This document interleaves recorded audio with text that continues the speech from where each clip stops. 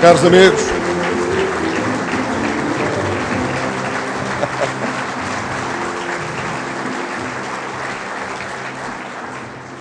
muito obrigado a todos. Já me preveniram, tens 15 minutos. E, portanto, eu procurarei utilizar bem estes 15 minutos, cumprimentando todos.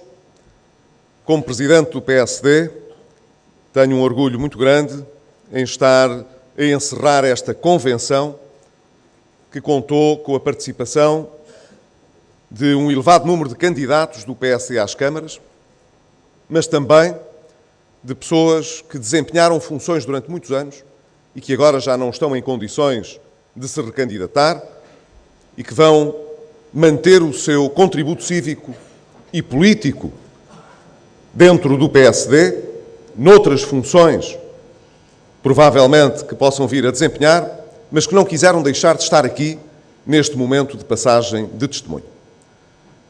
Quero, na pessoa do Fernando Ruas, homenagear todos os nossos autarcas que realmente ajudaram a mudar a face do país ao longo destes anos, que concluem agora uma fase também importante da sua vida e da vida do país, mas que não serão esquecidos porque nos deixam um legado de que nos orgulhamos enquanto partido. Essa homenagem eu tenho vindo repetidamente a realizar dentro do PSD, quando procuro o apoio particular do Fernando Ruas, que tem sido um magnífico presidente do Congresso do PSD e também do nosso Conselho Nacional.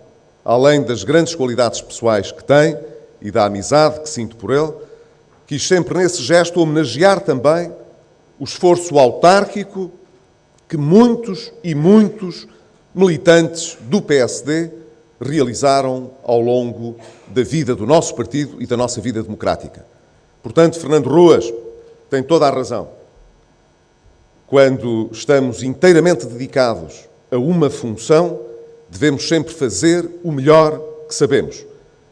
E quando fazemos o melhor que sabemos, não temos medo de comparar com aquilo que outros entendem ser melhor de fazer, mas nunca tiveram a ousadia de tentar.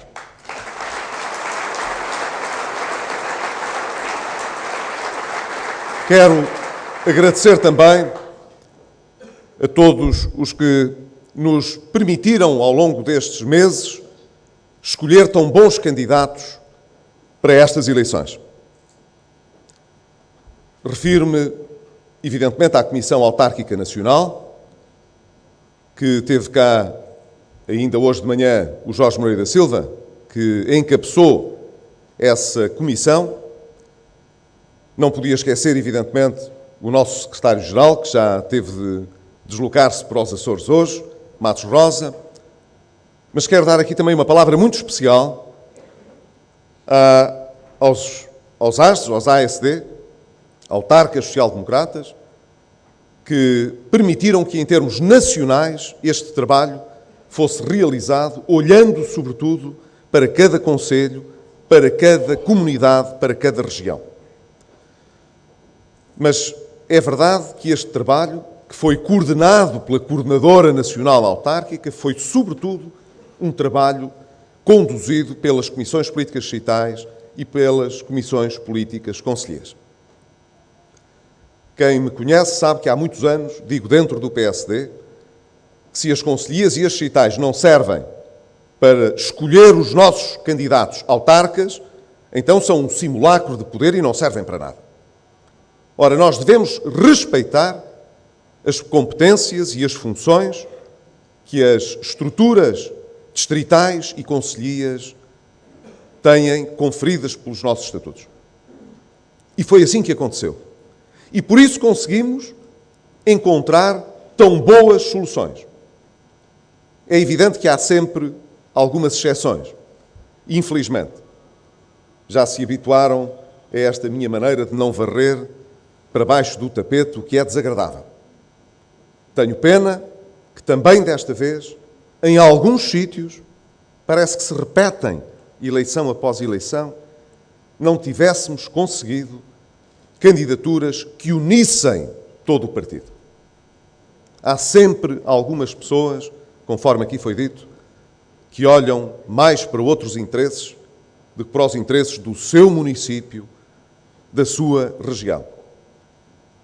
Mas esses casos são as exceções e dentro da tal inspiração misericordiosa e cristã que o Luís Filipe Menezes há pouco evocava, nós não desistiremos, nos próximos anos, de dar o nosso melhor para evitar que essas situações se possam reproduzir da mesma maneira. Mas tenho a certeza, porque conheço a grande maioria dos candidatos que nós escolhemos, que temos hoje o orgulho de nos apresentar ao país com as melhores candidaturas, com os melhores candidatos às eleições autárquicas de dia 29. E quando é assim, temos razões para ser confiantes no resultado dessas eleições.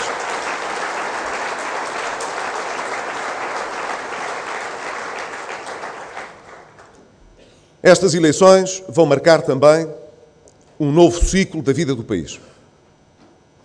Presumo, não ouvi, mas presumo que o Miguel Poiás Maduro aqui referiu justamente a importância que o quadro financeiro plurianual vai ter nos próximos 7 anos para Portugal e também para o poder local e para as regiões do nosso país. Nós temos poucos recursos, não podemos gastar nos próximos anos, da mesma maneira que muitas vezes gastámos os recursos dos últimos anos. Não me refiro às autarquias locais em particular. Refiro-me ao conjunto do país. Quantas vezes aprovámos projetos simplesmente porque era preciso gastar o dinheiro, porque havia aquela dotação? Quantas instituições no país não funcionaram ao contrário do que seria de esperar? Há dinheiro? Então vamos arranjar alguns projetos para candidatar. Que não fique o dinheiro por gastar. Quando a lógica devia e terá de ser outra. Temos bons projetos, aonde é que está o dinheiro para os financiar? A lógica tem de mudar para Portugal, para as autarquias, para as nossas regiões também. Os projetos que tiverem de ser submetidos a financiamento nos próximos anos têm de provar que são voltados não para cada território local, mas para estarem ao serviço de uma estratégia de desenvolvimento local, regional e nacional. Os projetos têm de gerar valor. Nós temos de conseguir atrair não apenas mais cidadãos, sejam portugueses ou de outras nacionalidades, temos de atrair inteligência, temos de atrair investimento, temos de atrair novas tecnologias, temos de atrair novos saberes. E quem quer fazer isto tudo ao mesmo tempo tem de estar disponível para se abrir a esses novos saberes, a essas novas correntes, a esses novos investimentos. Não pode adotar uma atitude de proteção, de fechamento. Por isso está muito bem, como disse o Luís Filipe Menezes, que haja uma polarização que possa estar ancorada nos melhores polos de desenvolvimento que nós temos. E nós temos desperdiçado vários deles. O norte do país não é uma realidade única, como o Luís Filipe Menezes sabe muito bem. Tem muitas realidades. Mas evidentemente que seria muito mais forte todo ele, na sua diversidade, se o Porto assumisse uma liderança mais efetiva. O mesmo com Lisboa, Fernando Seara. Ele sabe isso, porque como o Filipe Menezes foi Presidente da Câmara de Gaia, ele foi um excepcional Presidente da Câmara de Sintra. Teríamos todos ganho muito mais com uma liderança mais efetiva em Lisboa. Nós precisamos de olhar para as nossas comunidades, não numa lógica de atrair para os nossos territórios tudo o que está à nossa volta, desertificando os concelhos vizinhos, empobrecendo as regiões envolventes. Pelo contrário, Quanto mais nós conseguirmos uma lógica integradora de parceria e de abertura, quanto melhores estiverem os nossos vizinhos, melhores estaremos nós próprios. É assim mesmo que teremos de realizar. Os nossos autarcas sabem o quão é difícil, por vezes, manter equipamentos que nos custaram tanto dinheiro a financiar e que às vezes não têm pessoas suficientes, clientes suficientes, recursos suficientes. Porquê? Porque eles não foram concebidos dentro de uma lógica partilhada e mais alargada. Pretenderam responder apenas a uma necessidade local, que é justa e que é legítima, mas teríamos conseguido satisfazer muito mais necessidades locais se tivéssemos conversado mais uns com os outros e tivéssemos conseguido estabelecer uma estratégia conjunta, coletiva, para as nossas regiões, para as nossas comunidades e para o nosso país. Estas eleições marcarão uma fase nova da vida nacional e local. É o tempo em que nós estamos a reconstruir Portugal.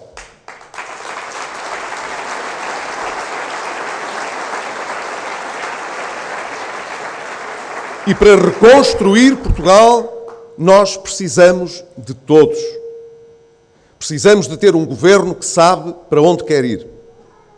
Precisamos de ter empresas, empresários, famílias, trabalhadores que não se importem, não levem a mal a expressão de dar o litro para poder defender a sua empresa, o seu negócio, a sua terra, os seus trabalhadores, aquelas famílias.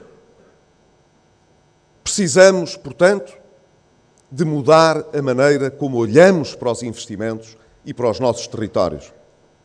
Isso exige, da parte das autarquias locais, dos investidores e dos agentes económicos, das associações e das instituições de solidariedade social, de todos os organismos públicos e das políticas públicas, uma grande disponibilidade para desenhar uma estratégia nacional.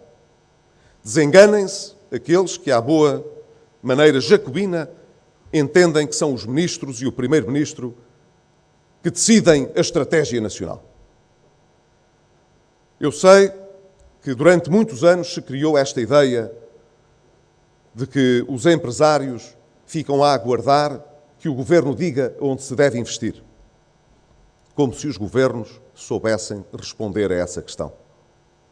Se soubessem, então a economia pública já tinha resolvido tudo há muitos anos. Ora, não é verdade. Nós devemos realmente exigir do Estado tudo o que é necessário e que não encontramos melhor maneira de realizar por outras vias. Mas acreditem que tudo mais depende da vontade de vencer daqueles que são os empreendedores, e os empreendedores não estão no Estado, estão na sociedade civil, estão nas empresas, estão nas famílias. São esses que nos vão ajudar a vencer a crise em que estamos mergulhados.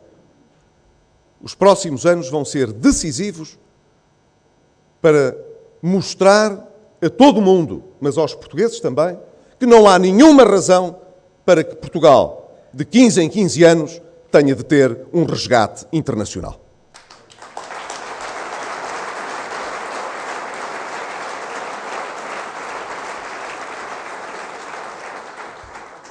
É por isso que estas eleições são tão importantes para nós. São uma forma de nós comunicarmos com todos os portugueses para lhes dizer: nós estamos no governo a seguir um caminho, precisamos que as autarquias sigam também um caminho de reconstrução do país, mas também precisamos que todos os agentes económicos e sociais, os agentes culturais também, se empenhem nesta mudança. Para isso, nós temos de ter uma disponibilidade e uma abertura para construir essas estratégias com quem conta. Eu sei, embora me não conforme com isso, que continua a haver gente demasiado derrotista. Pessoas que olham para os bons resultados que vamos somando e que ficam aborrecidas, contrariadas, pelo menos se não ficam, parece, por as coisas correrem melhor do que aquilo que eles profetizaram. Os portugueses sabem distinguir bem aqueles que se aborrecem por a realidade não lhes dar razão. E conseguem perceber quem é que realmente quer alterar a realidade que temos e quem é que gostaria que a realidade lhe conviesse no que lhe dá jeito. Eu sei que muitos portugueses fizeram um grande esforço durante estes 2 anos. Quero dizer-lhes que esse esforço não é vai valer a pena, é está a valer a pena. Nós conseguimos ver resultados do que estamos a fazer. Aqueles que acentuam que existe verdadeiramente ainda recessão, diziam aqui há uns meses e há um ano atrás que não sairíamos de uma espiral recessiva. Agora que estamos a crescer confirmadamente no 2º trimestre e que temos boas razões para acreditar que o 3º trimestre também será de crescimento, não conseguem explicar a situação. Acham que não é possível. E se não é possível, então é porque isto ainda vai tudo andar para trás e vai tudo voltar à recessão como lhes convém. E pergunto eu, convém-lhes para quê? Quem é que em Portugal deseja chegar ao governo para encontrar uma situação pior do que aquela que temos? Interessa aos portugueses que um futuro governo em Portugal tenha de ser escolhido no meio de uma crise política, de uma ruptura financeira, sem esperança para as pessoas? A quem interessa uma situação destas? Eu julgo que a ninguém. É por isso que eu tenho dificuldade em perceber como é que há pessoas que se comprazem com a crise. Eu, que tenho sido o rosto da crise porque a tenho combatido todos os dias, não me acomodo com isso. Estou delirante de poder conversar sobre muitas outras coisas que são importantes para Portugal e vamos conversar sobre elas todos os dias daqui para a frente. Mas depois temos de exigir aos outros também essa responsabilidade.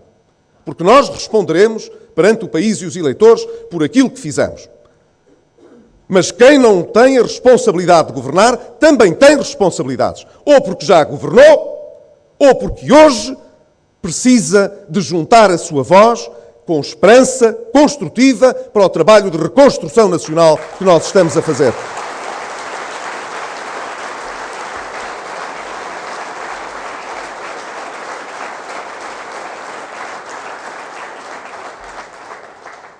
Nós olhamos para aquilo que outros que passaram pela nossa situação estão a fazer. Ainda ontem ficámos satisfeitos por ter ganho por 4-2 à Irlanda do Norte.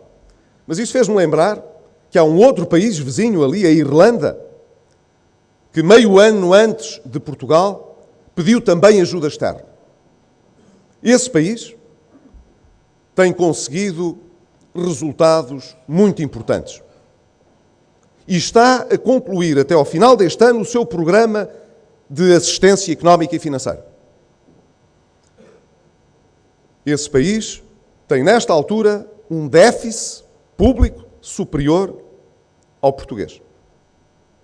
Esse país não tem um rácio de dívida pública, nem uma dinâmica de dívida pública significativamente diferente do nosso.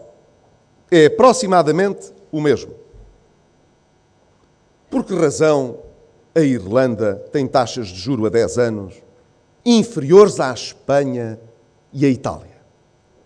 E por que razão estamos nós a sofrer ainda com as taxas de juros? Eu adianto uma explicação. Não direi toda a verdade, porque não sei toda a verdade. Ninguém sabe toda a verdade. Mas não duvido de que o que vou dizer é verdade. A Irlanda beneficia, do ponto de vista externo, do preconceito que existe sobre alguns países do Sul. Dito de outra maneira, nós Temos de lutar contra a nossa situação e contra o preconceito. É um pouco mais difícil. Mas é assim. Mas na Irlanda, ninguém duvida que entre governo e oposição, entre partidos tão diferentes que estão no governo, existe uma grande vontade coletiva de vencer aquela crise. A Irlanda passou por crises importantes ao longo de todo o século XX. Teve de lutar contra a pobreza várias vezes. Teve fortíssima imigração, como todos sabem, durante muitos anos. Eles, desde que entraram na Europa, quiseram fazer todas as mudanças para poder vencer. E têm vencido muitas batalhas. Mas apesar de todas as suas diferenças e desse passado, eles estão todos coligados para vencer aquelas adversidades. Tivesse sido assim em Portugal, tivessem aqueles que, não estando no governo, olhassem para o interesse do país mais do que para aquilo que lhes vai à frente das lentes dos olhos, que têm nos óculos, e se calhar nós em Portugal seríamos vistos do exterior de outra maneira. Não estivéssemos nós, ano a ano, às vezes com mais frequência, a substituir medidas por outras, com as pessoas a pensar que estamos a juntar cada vez mais medidas de austeridade quando andamos a substituir umas por outras. E talvez lá fora não se achasse que há tanta reticência e relutância em fazer o que é preciso. E agora reparem, nós temos feito o que é preciso. Ninguém na Europa fez nestes anos tanta reforma estrutural como nós fizemos em Portugal. E é por isso que os resultados estão à vista. Se nós temos feito esse resultado, porque haveremos de pagar um preço de fora de Portugal se achar que não fazemos ou podemos não estar a fazer o que é preciso? Todos sabem a que me refiro. Todos sabem qual é o custo de estar sempre a voltar ao ponto de partida para dizer que vamos resolver um problema que já tínhamos resolvido.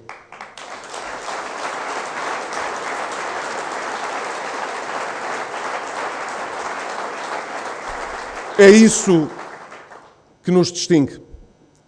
Algum preconceito, associado também à nossa tradição e à nossa língua, mas sobretudo, penso eu, nos fatores que nós próprios não temos exibido ainda o suficiente, de coesão e de vontade coletiva. Como que se lá fora supusessem que no dia em que a Troika sair de cá, volta o desatino e volta a insustentabilidade. E há boas razões, infelizmente, para que alguns analistas de mercado pensem assim. Como é que o principal partido da oposição decidiu encarar a reabertura parlamentar agora em setembro, dizendo: é preciso baixar os impostos. É preciso baixar o IMI, é preciso baixar o IVA da restauração, é preciso aliviar os portugueses da austeridade, isto é preciso estimular a procura, que nós temos de crescer. Já tem sido referido pelo PSD, e muito bem, ainda hoje, numa entrevista que o vice-presidente Marco António Costa dá a um semanário. Ora, como é que nós podemos construir o futuro com demagogia desta maneira? Há algum governo que goste de lançar a austeridade sobre o seu povo? Se o fazemos e temos eleições, acusam-nos de andar a esconder as más notícias. Nós nunca avançamos com falsas boas notícias como outros fizeram antes de atos eleitorais importantes. E, portanto, sim, essa estratégia que foi adotada por causa do Tribunal Constitucional, da judicialização das candidaturas locais, também é seguida para esta eleição. Obriguem lá o Governo a dizer que não baixa os impostos. Obriguem lá o governo a recordar tudo isso para as pessoas votarem contra eles. Que maneira de fazer política. Que tristeza. Como é possível que ainda alguém pense que esta esperteza saloia pode render votos em Portugal?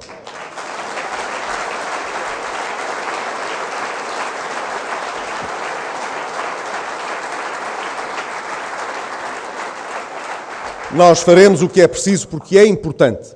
Porque é importante.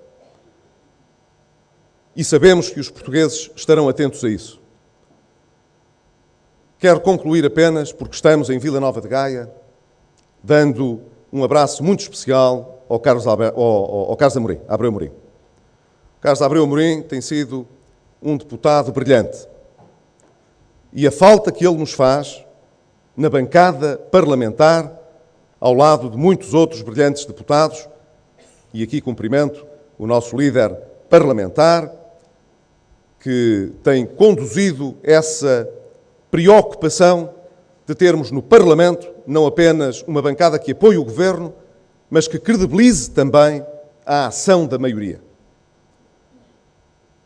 O Carlos Abreu Amorim esteve disponível para se candidatar a esta Câmara Municipal. Foi escolhido pela Comissão Política Conselhia de Gaia. Escolhido e proposto. Foi confirmado pela Comissão Política Distrital e confirmado pela Comissão Política Nacional e pelo Conselho Nacional. Ele não resultou, portanto, de uma solução imposta, artificial, que alguém se encarregou de inventar para encontrar solução para suceder a um grande Presidente de Câmara, que é Luís Filipe Menezes.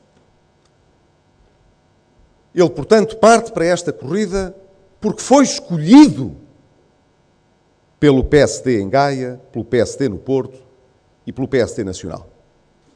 Mas parte também para esta corrida porque tem o ânimo suficiente, a disponibilidade suficiente para lutar por continuar uma obra de exceção em Gaia. Uma obra que não perguntou a ninguém se era do PSD ou de outro partido. Que não andou ao longo destes anos a cavar trincheiras, a reduzir os apoios aos fiéis e aos leais. O nosso Conselho está sempre para além da nossa organização, do nosso pequeno mundo. E é por isso que quando as pessoas contam, não interessa de onde venham, só nos interessa que venham por bem e que queiram o melhor para as suas terras. Isso é o que interessa. E eu sei que o Carlos Abreu Amorim, como muitos, como a generalidade dos candidatos que aqui está bem sintonizado com este nosso projeto e pode efetivamente ser um grande Presidente da Câmara de Gaia. Por isso, no dia em que sondagens foram divulgadas, que mostram que ainda há uma grande indecisão, Carlos Abreu Amorim, quero aqui dizer-lhe, ainda bem que ainda há alguma indecisão, porque a campanha assim vai ser mais saborosa, mas mais saboroso ainda vai ser o resultado na noite das eleições. Desejo a todos muito trabalho, muita humildade, porque os portugueses merecem, de todos nós, de cada um de nós, o melhor que soubermos fazer, com humildade e com muito trabalho. Por isso, eu confio que o PSD chegará ao final destas eleições cumprindo o seu objetivo. Ganhar as eleições autárquicas com o maior número de câmaras, o maior número de juntas de freguesia e o maior número de mandatos. Um abraço a todos.